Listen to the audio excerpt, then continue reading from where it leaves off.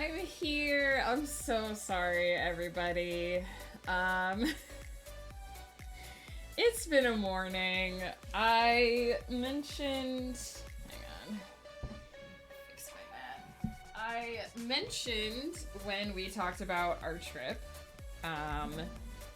that we had bought a Turkish rug. A Turkish silk rug. Which are not cheap. And it's finally almost ready to be delivered. It's finally making the final crossing. It arrived in the US, I guess yesterday, and is being shipped to Canada to arrive tomorrow. But it's become a whole saga because yesterday I got a phone call. Strap yourselves in for this one. Also, I guess first of all, I should say good morning to everybody. Adverial, I think I said your name right this time. I checked the order of the letters. Good morning. First, thank you so much for being first. Or good time zone. It might not be morning for all of you. Your day may vary. Exiled Faye, hello. Blur, the Fluffy Cheetah, hello, hello. And the Mad Lad, 45. I have risen from the dead and come to return to this beautiful ducky chaos. Welcome in. I got some chaos for you guys this morning. So after stream yesterday, I get a bunch of calls from Virginia. And I don't answer my phone if I don't recognize the phone number that's calling. So I just sent them to voicemail. And then I got a text from the same number being like, Turkish rug delivery. And I was like, oh, because I thought we gave them Ghost Pepper's number. So oh, hey, we got the blue jelly duck. Heck yeah. So I called them and they were like, so we're trying to mail this rug from Washington, D.C. to your house. But we're getting an error in the system saying that we can't deliver to that address. And I was like, that's super weird because FedEx has delivered here before. We have like 4 FedEx stores in town. Like we definitely have FedEx delivery to this location. So I confirmed my address with them. That was fine. And so I was like, all right. I guess ship it to a FedEx place and we'll just pick it up from the FedEx place. Okay, cool. Well, first, he was like, do you know this random other guy that I'm also mailing a rug to? And I was like, in my brain, I was like, no, I don't know anybody who would spend the amount of money we spent on this carpet. The amount of money that we should have spent on this carpet that we didn't spend on this carpet. No, I don't know your random rug guy. So I was like, okay, ship it to the FedEx location. It'll be fine. So I have the tracking number. I have like the expected delivery. It's all fine. I go to bed none the wiser. And I wake up this morning to a voicemail. At 8 a.m. they tried to call me. This is why I don't take my phone into my bedroom. 8 a.m. they tried to call me FedEx saying there's a duty and import fee of roughly $100 that you have to pay before you can have this delivery. And I was like, what the fuck? Because that fee was supposed to be paid by the company that's shipping the rug. It says on my receipt, I pulled out my receipt and read it. It says, all expenses paid up to your door. So I call FedEx and they're like, I see that you're trying to pay a fee. And I was like, no, I'm not trying to pay a fee. That fee should have already been paid. And they were like, I was like, did the company that mailed this not pay the duty fees? And they were like, no. So I was like, so they're like, we can send you a link and you can pay the blah, blah, blah. And I'm like, can we just pay it when we pick it up? Because we're picking it up from a FedEx shop. Like, it's not coming to my door. They don't have to bring First of all, I know they have a little credit card thing that they can bring to your door because I've paid duty fees at the door before. But I was like, can we just pay it at the shop? Can my husband, when he picks it up, just pay then? And he's like, yeah, it's a FedEx shop. They'll have the thing. And I'm like, cool, great. So then you'd think that's the end of it, but actually need to lurk for a bit. Exile Fate, no problem. I know I'm doing the Yaki bit because this was my morning. We'll do productivity soon. So I had to pull out my receipt from this rug that we purchased a month ago. And it's all handwritten except for the parts that they like pre-type up. And so I confirmed the part that says like all of the everything expenses is paid to your door. Like, if there's an outstanding fee, it's to be paid by, you know, the third-party forwarding company, blah, blah, blah. But the only phone number that's on that receipt is a Turkish phone number. And it's 3 a.m., or it was 3 a.m. there an hour ago. It's probably 4 a.m. there now. And I don't know if my mobile will cover that kind of, like, we have unlimited call and text in the US and Canada. I don't think I can call Turkey. It's not you, it's me. Exile Faye, you're amazing. Enjoy your lurk. Whatever you need to do, I hope you're able to get it done quickly and easily. So I was like, even if I could call a Turkish number, it's 3:30, or it's 3 in the morning over there. So I sent them an email. I realized afterwards I forgot to put my phone number in the email, but I put the sales ticket number in there. So they hopefully have all the information, but I was just like, first of all, I hadn't even had coffee yet, so my brain is like not even all there. But I was like, what else can I do? I guess I could call the Virginia number and talk to them. I might do that tomorrow if I can't contact the other company. I have no idea how quickly they respond to their emails or how many Karens they get emailing them about their rugs. But I'm just like, yeah, here's this thing that was supposed to be really simple and easy, that the rug was just supposed to show up at my door. And I've had to do two chasing after phone calls and an email to get this rug delivered. And probably the reason I'm actually so annoyed, I don't think a yellow duck touched Silkfoot. Why did he turn yellow? Distractions. One of the reasons I'm so annoyed is that we're probably going to end up having to pay the duty fee, because we already paid so much money on this rug that, like, we're gonna want the rug to be in our house as quickly as possible. So, like, we're probably just gonna have to pay it, and then it's just gonna be this huge rigmarole to be like, well, you said you would pay it, so please refund us for what we paid for what you didn't pay that you said you would pay. It's always, like, a runaround with these sort of things. And it's not like, it would be annoying if it was, like, Amazon, and I had to call them and be like, you said that this would be covered, and now you're trying to nickel and dime me for it. At least they have, like, a 1-800 number that I can call, and I can talk to somebody at pretty much any time of the day. This is like, I'm dealing with a company that's in Turkey. They are completely, like, by the time it's 9 a.m. for them, it'll be like 6 p.m. for us. And this rug is supposed to come tomorrow. So it's like, am I even going to be able to get in contact with someone before the delivery window? Probably not. And then it'll be because then there won't be an outstanding bill, right? The bill will already be paid.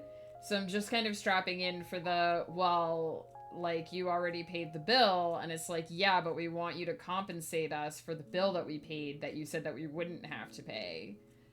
And I'm assuming that this is just because because of the way that, like, shipping and international, like, import fees and stuff work, is that they've probably already paid the fee to import it into the US, but because they're forwarding it on to Canada, nobody paid the Canada import fee. So that's probably only like a fraction of the price of importing the rug, because it had to be imported originally from Turkey, and now we're just technically importing it from the US, is probably like how that works. But, like, I was told it would be paid, so I want it to be paid. It sounds awful to say this, it's a drop in the bucket compared to, like, the rest of what we paid for the rug, which I won't say how much it was. So, at the end of the day, it's like, fine, whatever, just pay the freaking fee and bring the rug home. But I shouldn't have to. I shouldn't have to do this whole runaround thing. And I did all that before coffee, you guys. It was... and it's not, I know it's not over. That's the worst part, is like, this is, I wanted a pretty rug, and now I have regrets.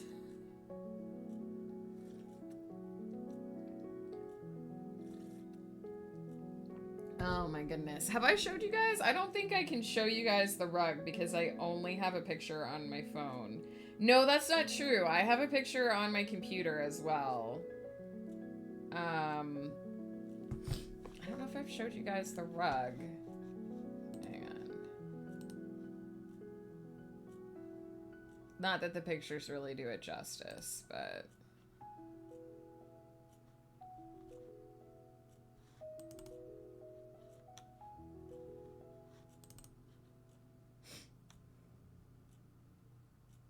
It just better be the right rug. Oh my god, if it's the wrong rug when it gets here, I'm just gonna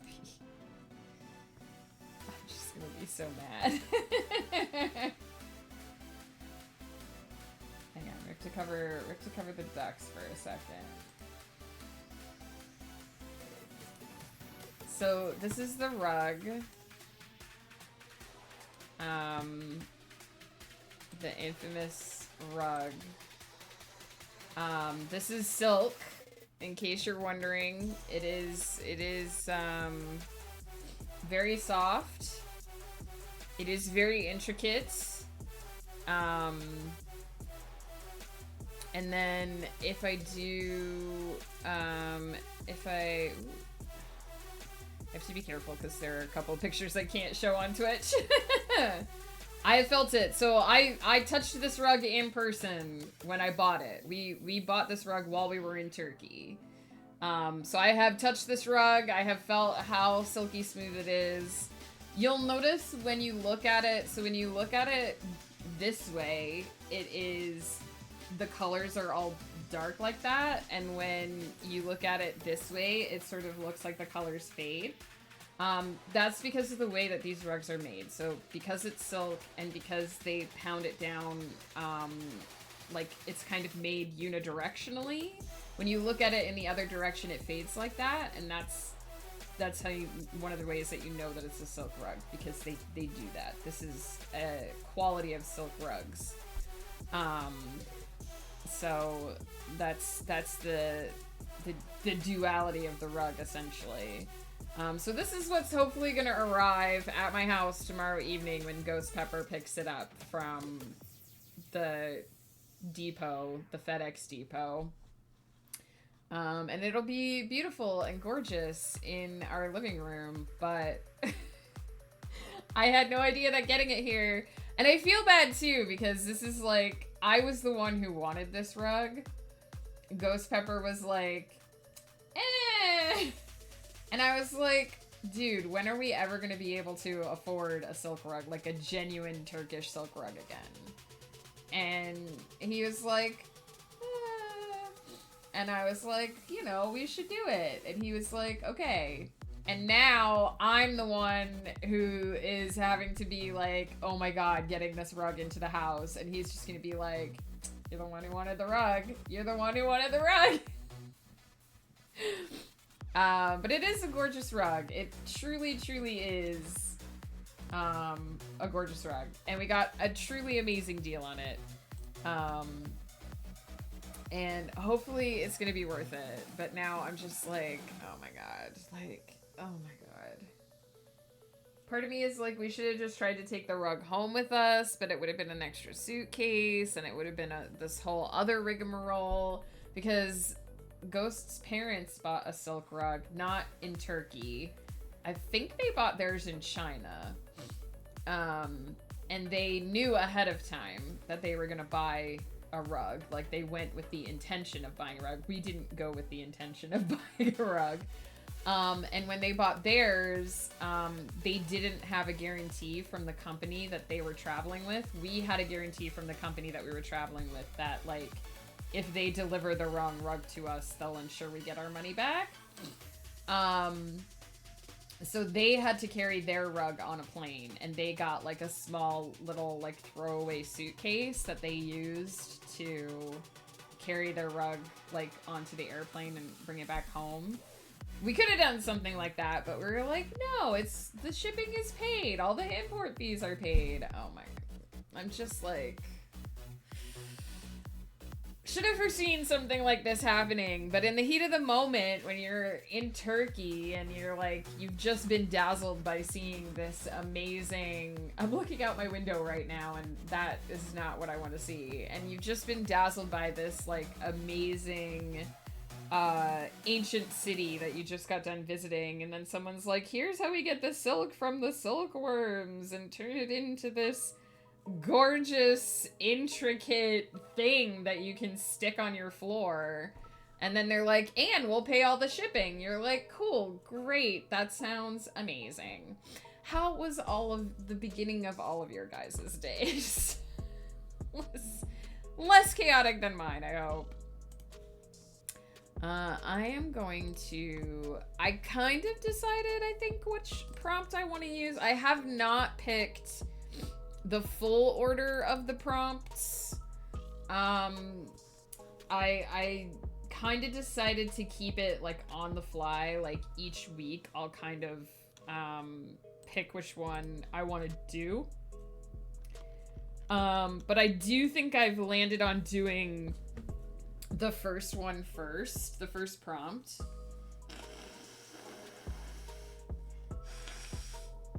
So I feel like the first one is gonna be easy. It's more about starting with something that has a catching premise that I can sort of pull into the rest of the air quotes novel.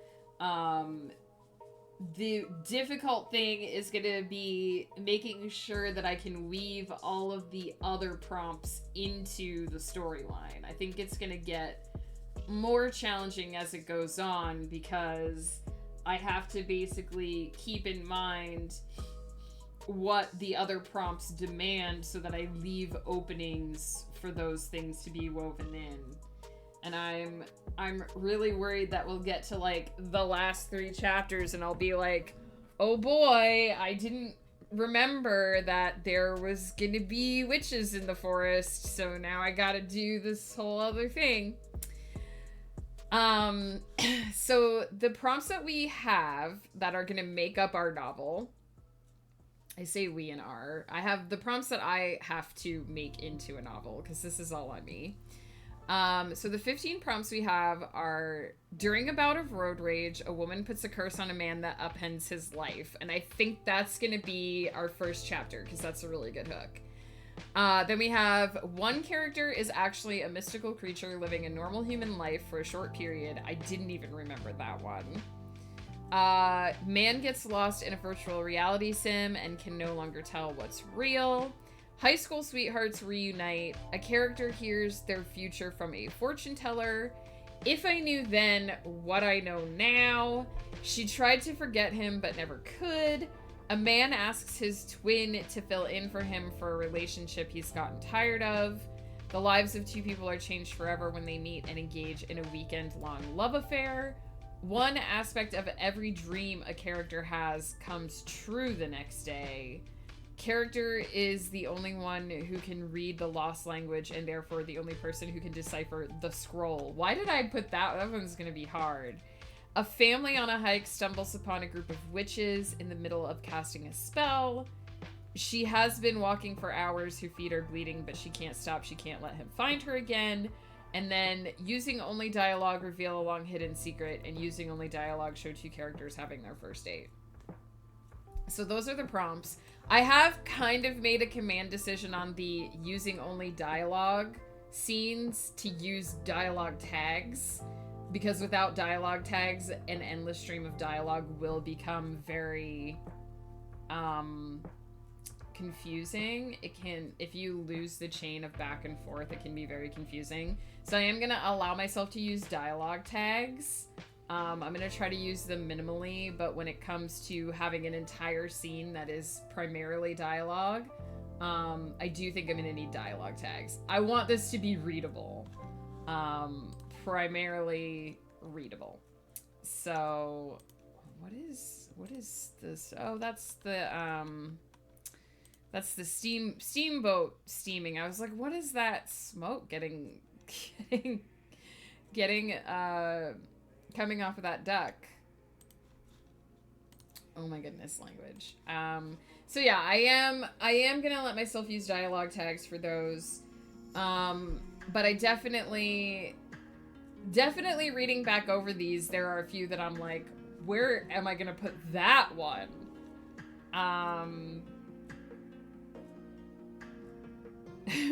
Some of these seemed like good decisions at the time, but yeah. So I'm gonna start at during a bout of road rage, a woman puts a curse on a man that upends his life. I have a vague idea that I basically want to do 2 scenes for this chapter, hopefully both today. I want the first one to just be a sort of short, like showing a scene, showing the woman in a road rage incident, and just I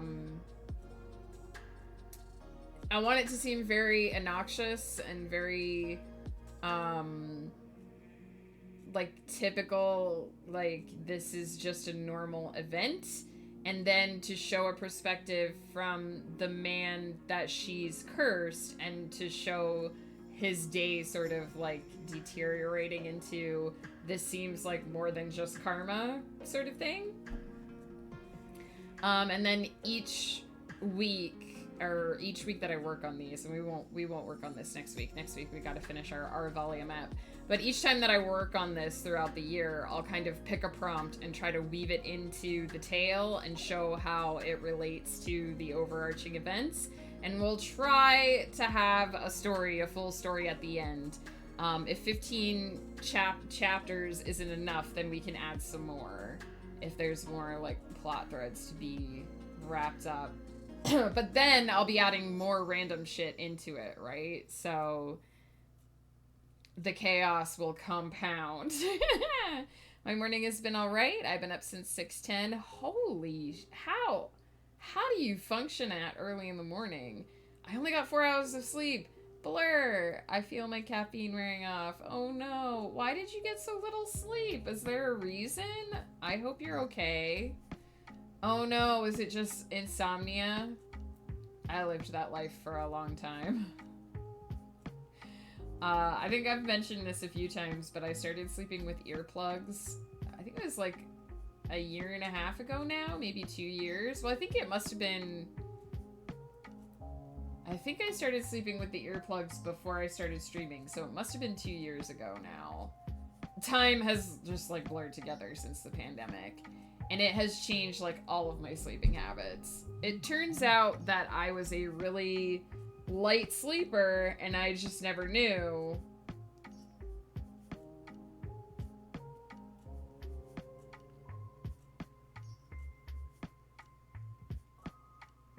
I just got a text from Ghost Pepper.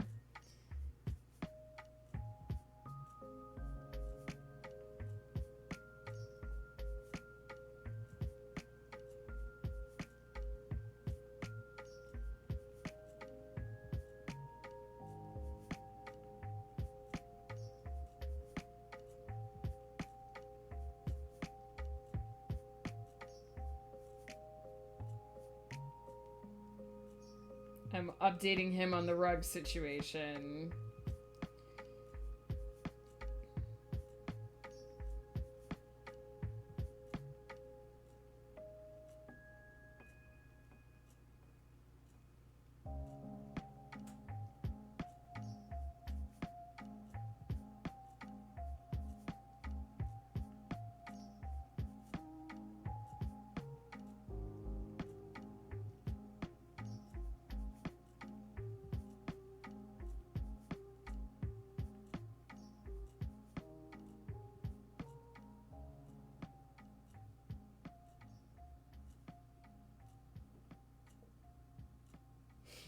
He's like, that sounds like it's only the fee of importing from the US. And I was like, yeah, I agree, but it still should have been paid.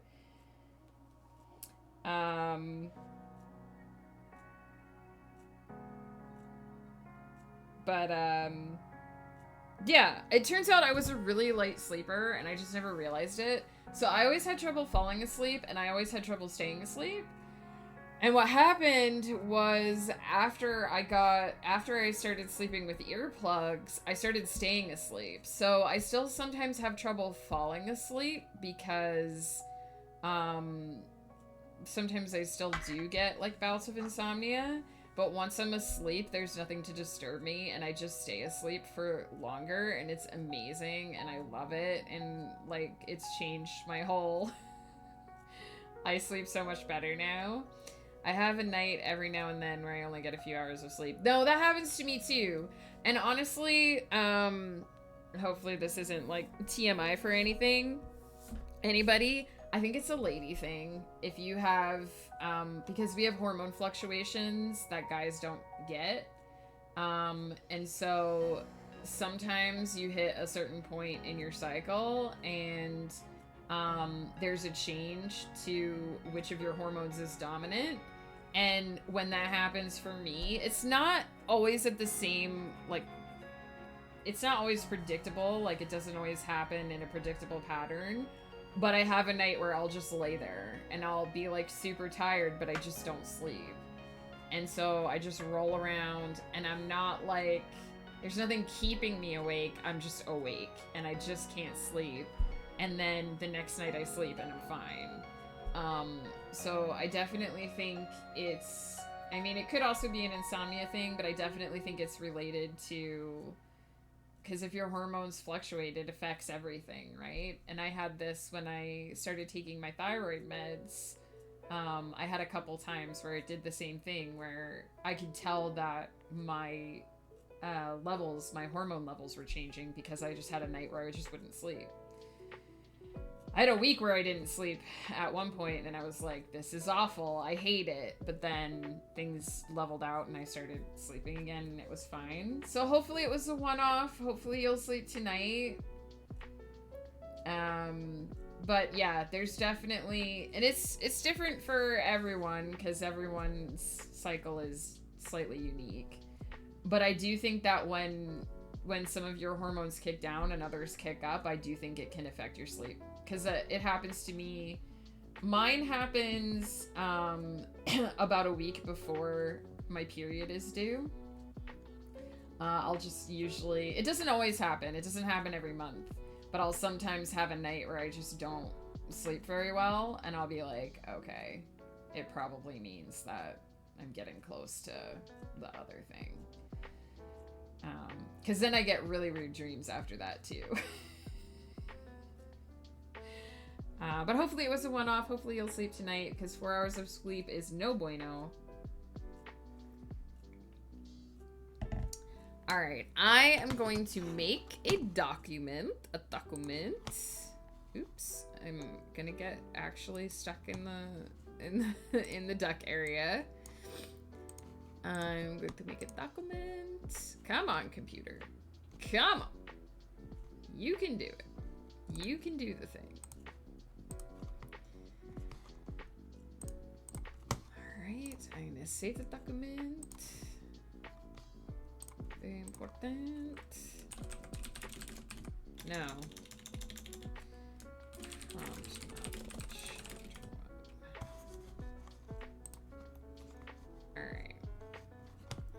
document up.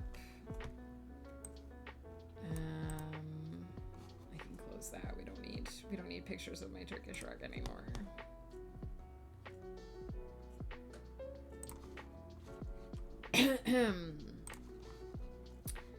All right.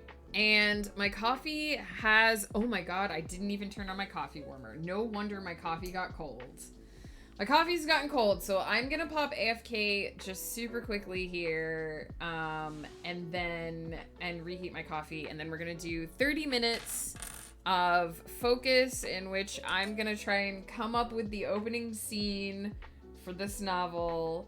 I'm thinking the first one might be short, and then like maybe 500 to 1,000 words, and then a slightly longer scene for the second one.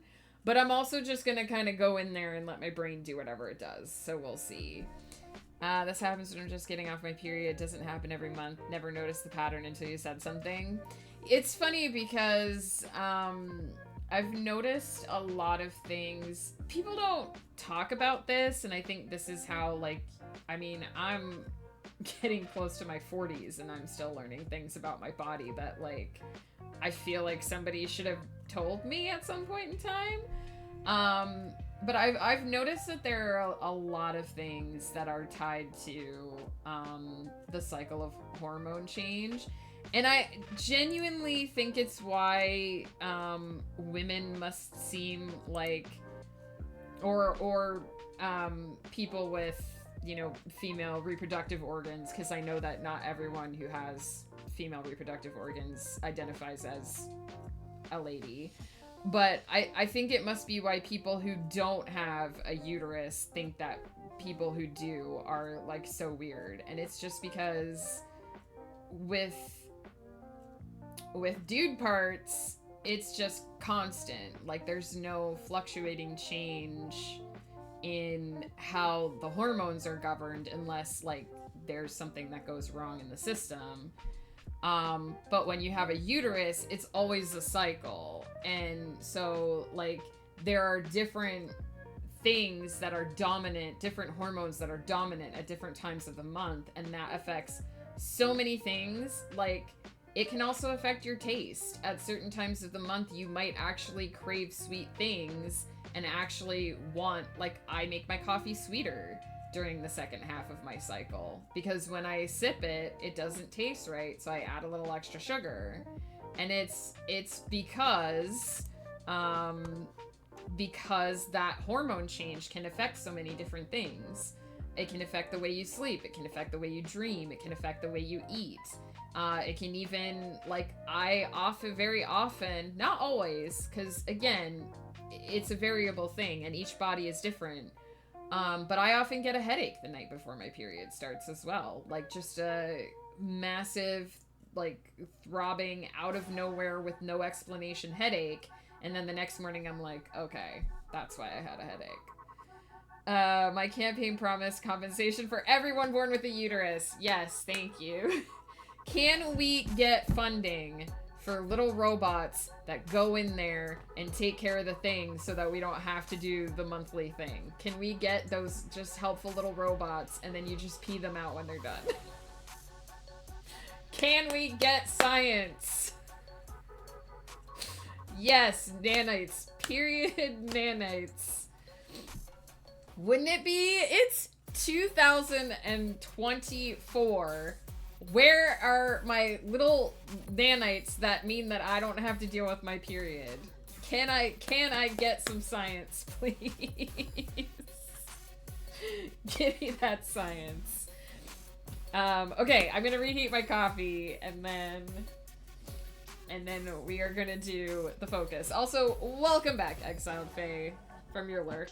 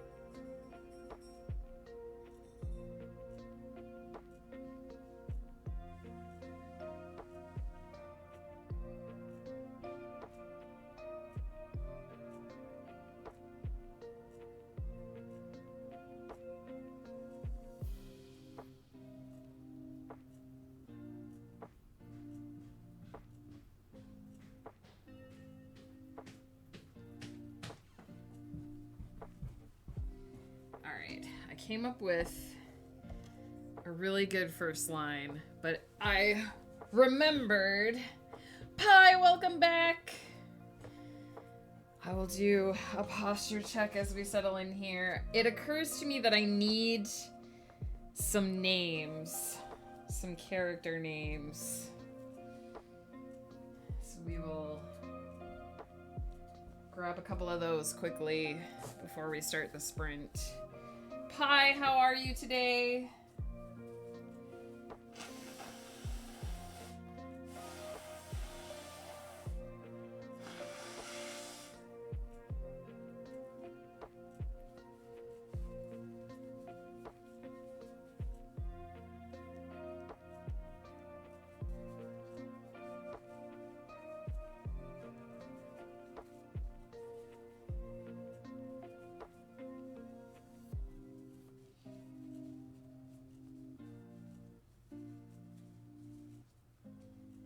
Man, that holy hand grenade duck shows just so much chaos.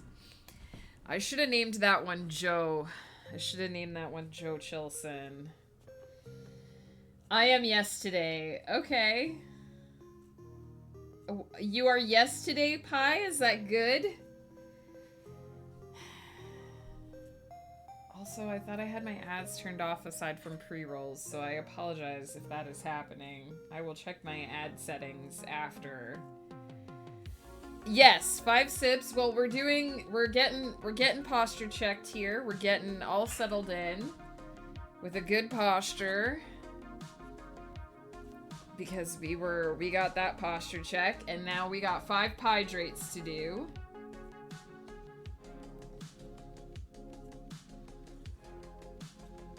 A 1, a 2, a 3, a 4, a 5. 5 hydrates. Heck yeah. Alright. Names. You did hydrates. You are free to do as you please. Pie, I hope you enjoy your lurk if that's your plan. Always happy to have you. Looking out for me. Name generators. See, I want to use the real name generator, but it's so complicated. Hearts Pie. I need to add that command. I'm gonna do it I have so many things I have to do to this channel, and then I just have to deal with shipping of Turkish rugs a million times.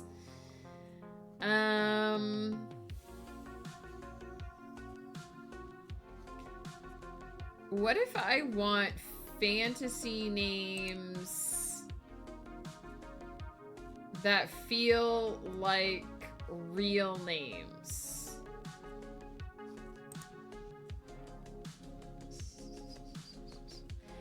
There's like a bajillion name generators on this site. Where is the real fantasy name generator?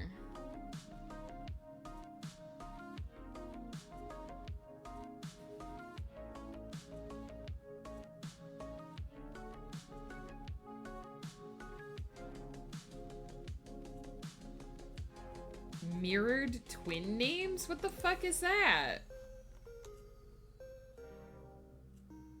Interesting. 10 random name pairs which are mirrored versions of each other. Interesting.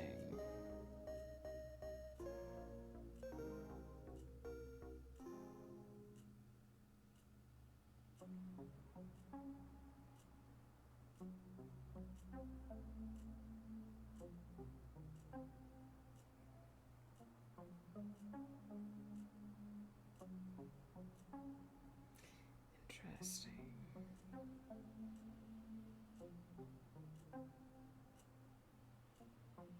Most of these are just the same name backward.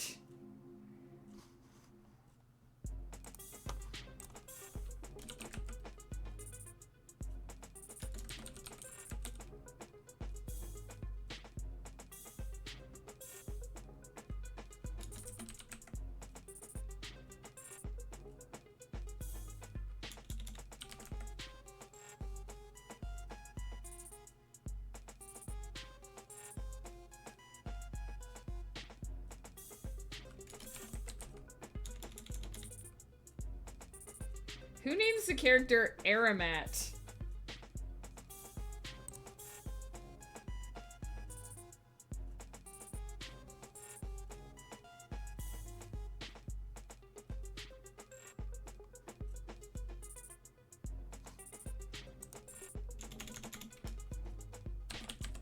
It is a good way to get slightly fantasy sounding names, though. Sheldon and Noodless.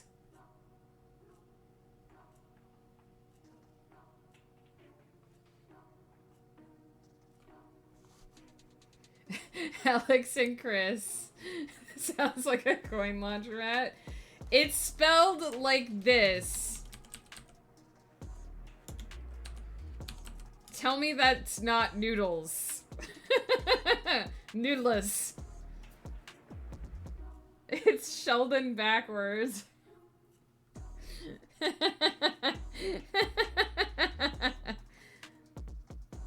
Mr. Noodless.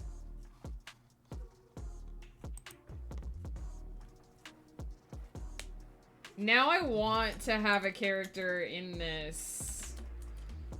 I'm gonna write that down.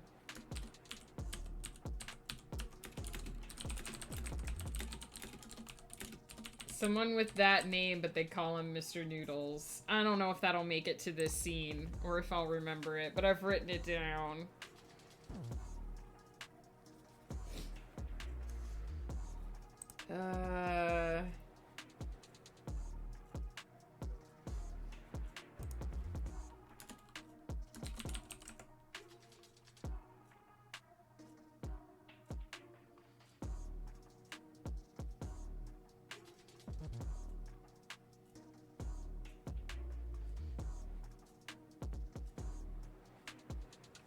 We'll throw an Alan in there.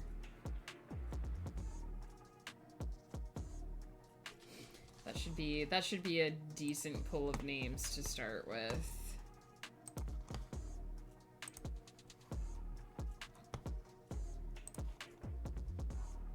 Eating noodles right now? Are they Mr. Noodle noodles?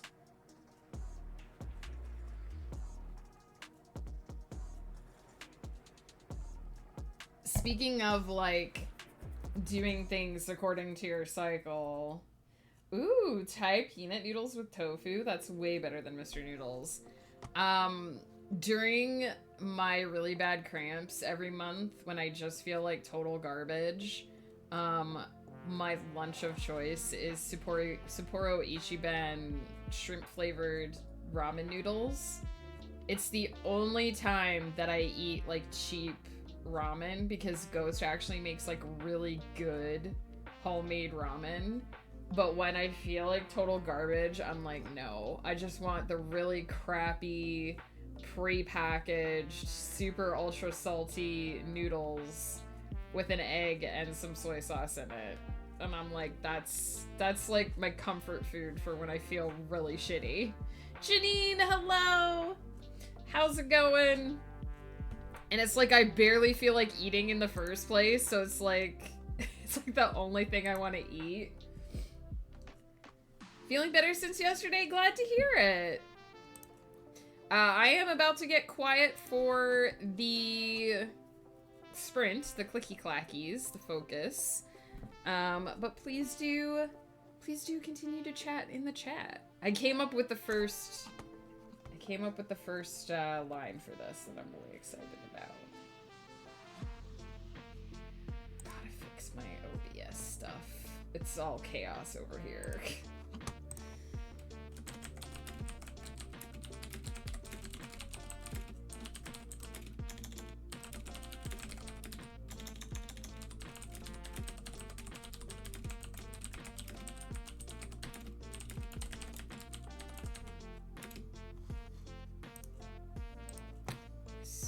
Star Niece is what I'm thinking about.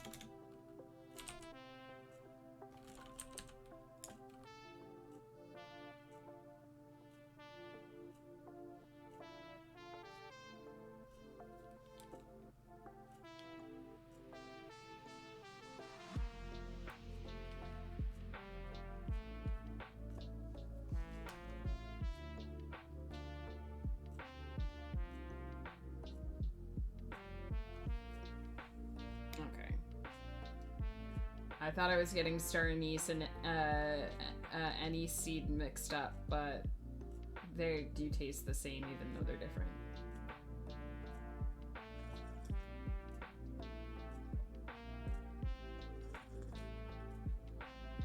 They both taste like licorice.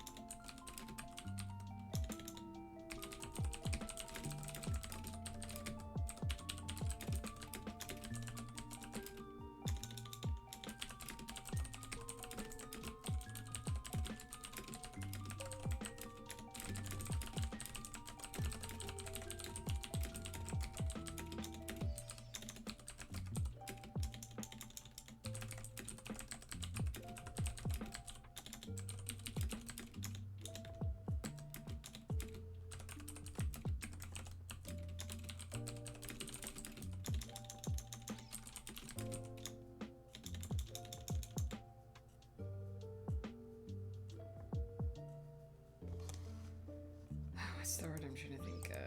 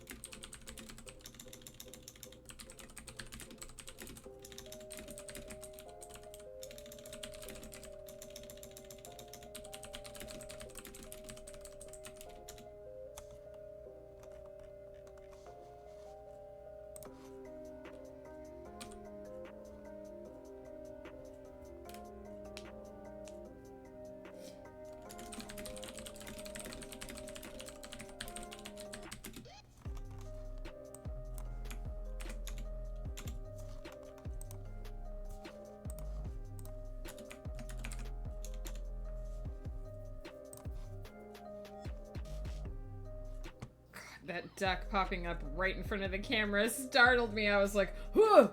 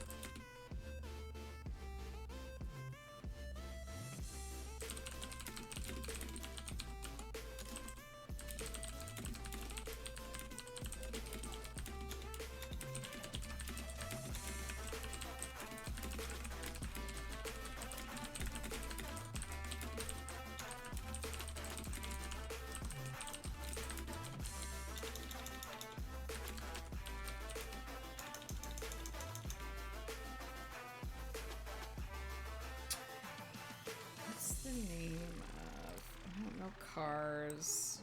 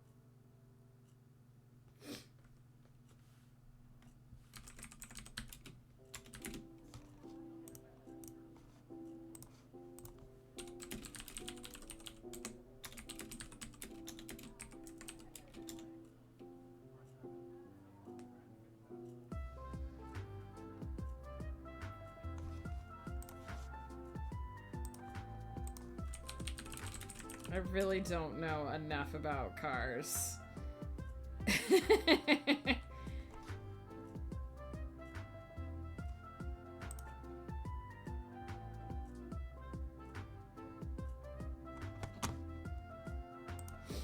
Me Googling types of cars to make this scene sound better.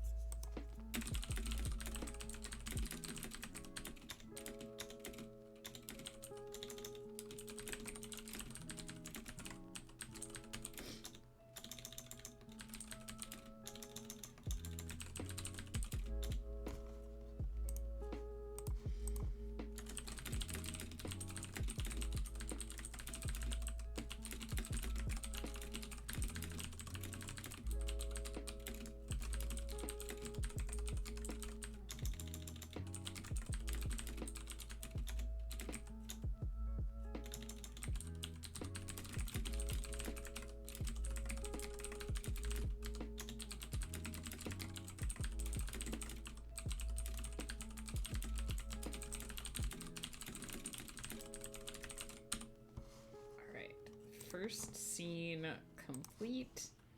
Okay, I have a chapter title for this already. It's going well, I think. Except for me not knowing anything about cars. Except for me having to Google cars. It's going well. Oops. Oops.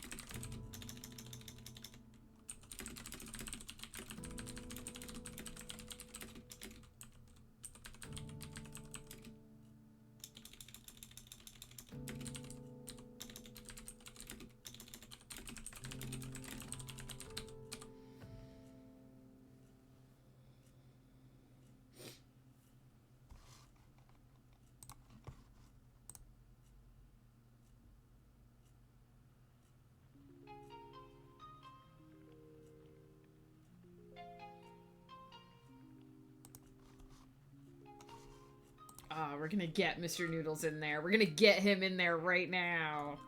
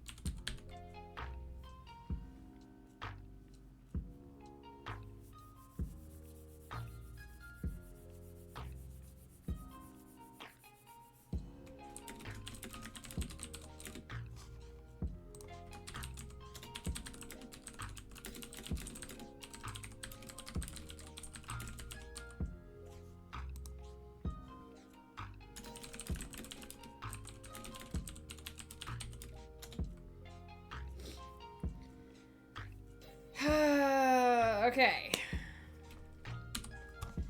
My Fitbit wants me to get up and move around, so I am going to go finish my steps quick before we do our break. But I can report that I wrote 1,240 words so far. The first scene is finished. We're into the second scene, which is perfect. I want to finish the second scene here. Probably want that one to be around 2,000-ish words. Roughly twice as long as the first one. So, looking good. I have given this chapter the title Black Licorice Day, which I will explain when I get back from my break. And yeah, we've introduced the female main character. We're starting to introduce the male main character who received a text saying Noodles needs you in the office 5 minutes ago. Chef's kiss. Very pleased.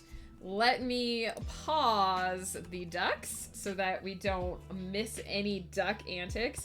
And I will be back in 3 minutes. Don't forget to get up, stretch, grab something to eat or drink, move around, take care of yourself, and I will be right back.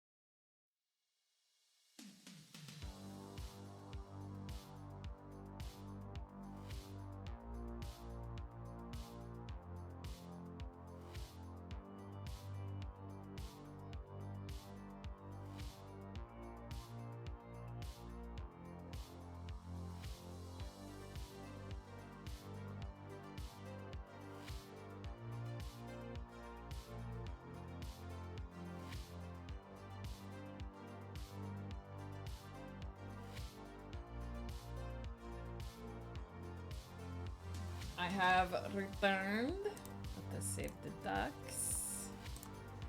And resume. Pool antics.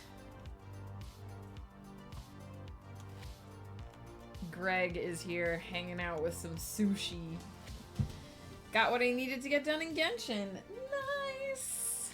The RNG was not being kind. Listen, I don't play those kinds of games because RNG hates me.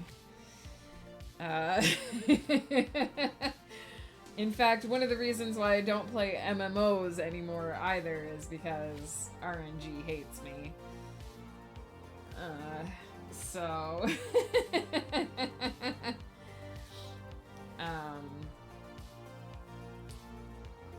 Oh my goodness. Alright.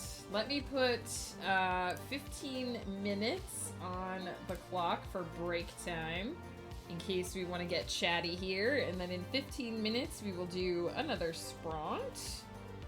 I feel like on a scale of epic to disaster, this prompt novel is going pretty well. Like I said, I think the first chapter is going to be the easiest. I think getting the initial setup down based on one prompt is relatively easy. The trick is going to be weaving everything in later and having it feel fluid and not disjointed, and having like subplots that make sense and like cliffhangers for chapters that work. So yeah, I think I'm excited, but I'm trying to temper that excitement by reminding myself that this is the easy part, and the real challenge is gonna happen. The longer it goes on, the harder it's gonna be. So the real challenge is gonna be the ending. I was farming for artifacts. It helps make the characters stronger. Yeah. I don't play anything that relies heavily on RNG anymore because drop rates tend to be... Oh, hey, Nordic Sparkle's here! We've been waiting for Nordic Sparkle to spawn forever. It's Dottie, the cutest cute girl. Nordic Sparkle. Because drop rates tend to be spectacularly low in the first place, and I have bad luck. I've learned this about myself. I have bad luck, and so anything that involves being a game of luck, I have to be prepared to entertain myself in a way that involves not getting the good stuff. The same is kind of true for D&D. I find that when I'm GMing, I tend to have slightly more average luck. But as a player, I tend to have spectacularly bad rolls. I'm not quite Will Wheaton bad. I'm not quite that bad luck. His rolls are insanely bad. But I do tend to fail a lot. So I either build my characters in a way that mitigates bad rolling, or build my characters to be like really kooky and not really need to succeed. Like, I've learned that building a badass character and being like, yeah, my character's a badass, and then rolling constant 5s is not the best. So instead I build kooky characters like Ephema, where it's just like, whatever, she's a party grandma. If she fails the lore roll, she'll just make something up, and whatever, she's happy. So I've kind of had to learn to have fun around RNG. But it's one of the reasons why I don't play like MMOs and stuff anymore. Because I just spend a spectacular amount of time grinding and I hate it and it's soul sucking. So I've broken up with MMOs. I've broken up with RNG games. we don't get along. We don't have relationships anymore. But I hope you got what you needed. I hope you were able to find what you want. Is Genshin another game where, like, you get characters randomly based on, like... I don't really understand how that works, but I know that Joe said in Honkai Star Rail, it's like you unlock characters based on, like, random rolls and stuff. I tell myself I still want to play the 2 MMOs I have installed. See, I played Guild Wars for quite a while. And there are times where I miss it. I had actually made Damarin in Guild Wars 2, and there are times when I kind of miss dressing up my characters and just running around and, like, doing shit in the world. But then I remember, like, to get anywhere in that game, you have to grind the latest event for, like, hours on end, and the drop rates are low and the prices are high. It's I hate to say it, but it's like an abusive relationship. You go into it and you're like, this time it'll be different. This time, I won't have to do all the grind and I'll just be satisfied to walk away. And then you get in there and you're like, gotta get this piece of gear, gotta get this thing for my thing so that I can have this cool looking weapon. And it's just like, it just sucks the life out of you. And I'm just like, no more. Genshin is like that. So... the RNG is usually nice, but not today. Oh, that sucks. I have my good and bad days. Like the other day I was getting really good stuff, but today not a good day. So, like, do you have to pay for the characters eventually, or can you get all of them through RNG? It just takes a while. Are there things that, like, you can't get in that game unless you pay for it? I pulled up Lord of the Rings online the other day and ran around Rivendell and whatnot, and then went, I don't even know where the quests are, and gave up. Talked to Legolas and Aragorn and Frodo and Bilbo, so there was that. Yeah. See, I prefer a game these days. I prefer a game like Baldur's Gate because, first of all, I'm gonna be 100% honest. I save scum the hell out of my Baldur's Gate playthrough because sometimes I just want to walk up the stairs and see if that giant beam is gonna zap me and know that if I get all of my characters basically killed, I can just reload the game because, you know, it was just for funsies. I totally may have done that last night. But also because if I get, like, fucking 3 nat 1s in a row, it's like, okay, fuck this, I'm reloading the game. Like, if I get to the point where I'm ultra frustrated with the RNG, I can be like, no, we're rewriting history. About to go inside, it's way too hot outside. Dang, I'm glad it's hot in your area, Janine. I mean, I'm sorry that it's too hot, but I'm looking at a wall of snow out there. So yeah, I don't play a lot of, I either don't play a lot of RNG specific games, or I only play them if I know that I can, like, mitigate the bad luck somehow. Completely free to play. Haven't had any road stops to having to pay. My characters are not strong, but I still have fun. I mean, hey, as long as you're enjoying it. And I think Joe seems to be really enjoying the Honkai Star Rail game. I have a hard time wrapping my mind around, like, how unlocking characters in that game works, but he seems to be really enjoying it, so I also admit that I don't have as much time for, like, RPG style games as I used to because I just don't have 100 hours to pour into games anymore, says the woman who's been on the first map of Baldur's Gate 3 for 57 hours. But I did finally go into the Underdark, so I think I'm finally, like, hovering on... I almost finished the first map. No spoilers. I almost finished the first map, but I stopped because I think I'm getting close to the entrance to Act 2. So I've gone down into the Underdark finally to poke around down there because I was told that if you want to do, like, the full completion of the game, you should do the Underdark first and then go into Act 2 from the overworld.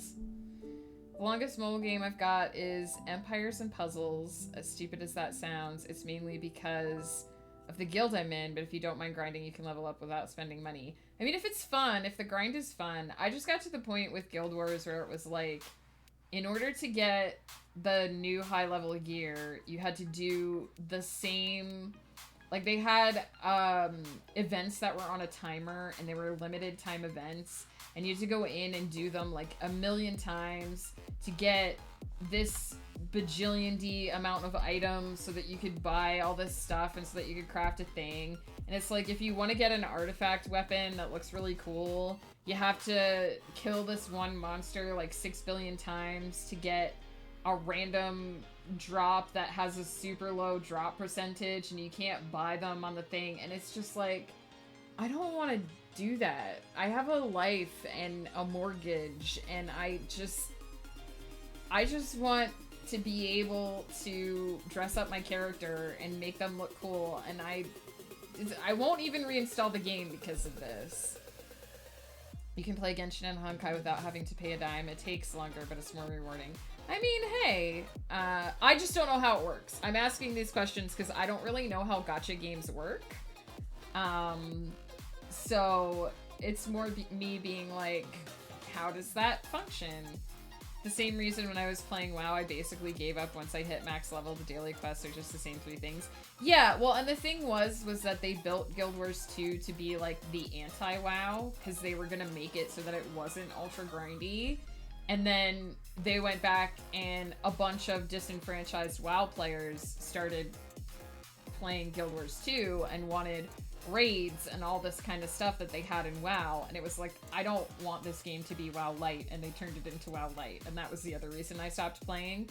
Also, the story pissed me off, and I was like, why am I playing an RPG with an infuriating story that I hate? But yeah, so I don't play MMOs anymore. And it's interesting because sometimes I'll look at a game that my friends are playing and I'll be like, that game looks really cool, but I know if I install it, it's gonna infuriate me. So then I just go play another dating sim. I play a lot of dating sims. Baldur's Gate is basically a, like, 300-hour dating sim, in my opinion. I'm trying to get Asterion to fall in love with Damarin, but he keeps not liking Damarin because... Example, there's a guy who's like, oh, I need to get to Baldur's Gate. Do you have some money? And I'm sitting there with like $4,000 in my pocket, and he wants 200 of those dollars. So I'm like, yeah, fucking, I don't have anything to do with this money. And Asterion disapproves. And I'm like, Asterion, do you want some money? Can I buy your fucking love? I can't, by the way. I don't think if I put money in his inventory, it would raise my status with him. But I'm like, dude, I have so much money. Let me be your sugar daddy. I swear. That's what's happening with New World. I think every MMO starts out chill, but then once you hit a certain number of players, it becomes WoW. The problem is that MMOs survive on players who play constantly. Like, they survive on players who can grind out the new content in 3 days. And it's like, when a new month-long event came out when I was playing Guild Wars, it would take me a whole month to do that event. But there were people that are done on the first day, and they're like, next thing, please. I can't play at that pace. I can't play any game at that pace. So trying to keep up with, like, all the things that are interesting that you want to do, and the gear that you want to get, and the, like, look that you want to have in an MMO is just not possible for me. And I accepted that, and I moved on. I would try to explain, but I'm not good at explaining. Hey, no worries. I need to sit down with my husband and ask how he romanced Asterion, because on all 3 of my playthroughs, he tolerates me at best. So the funny thing is, like, if I walk up and talk to Asterion, he's like, hey there, beautiful. It's nice to see you sauntering over here. And I'm like, hell yeah. Or he's like, it's nice to see your handsome face again. And I'm like, hell yeah. But then when I look at his approval rating, it's just fair. Now, I've been told, again, no spoilers, because I'm not actually that far in the game. I've been told that in Act 1, you don't need to have Asterion higher than Mr. Decat. Hello, hello. I've been told in Act 1 you don't need to have higher than fair approval from Asterion, that you can essentially